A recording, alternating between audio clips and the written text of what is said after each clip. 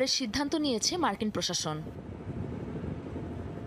গেল মার্চের শেষ থেকেই যুক্তরাষ্ট্রের গুয়াম, জাপান ও দক্ষিণ কোরিয়ার মতো প্রশান্ত মহাসাগরীয় অঞ্চলের ঘাঁটিগুলো থেকে প্রায় $1.5 মিলিয়ন JASSM-ER ক্রুজ মিসাইল সরিয়ে নেওয়ার নির্দেশ দিয়েছে ওয়াশিংটন। নাম প্রকাশে অনিচ্ছুক সংশ্লিষ্ট এক কর্মকর্তার বরাতে এই তথ্য প্রকাশ করেছে মার্কিন গণমাধ্যম ব্লুমবার্গ।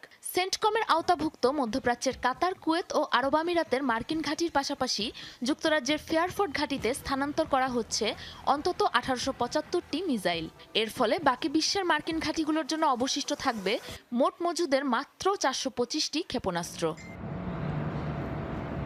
গেল 1 মাস ধরে ইরানে অভিযানের জেরে টান পড়েছে যুক্তরাষ্ট্রের দূরপাল্লার বিধ্বংসী অস্ত্রের।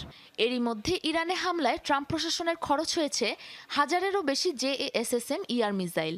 এদিকে বছরে সর্বোচ্চ 396টি মিসাইল তৈরি করতে পারে মার্কিন প্রতিরক্ষা প্রতিষ্ঠান লকহিড মার্টিন।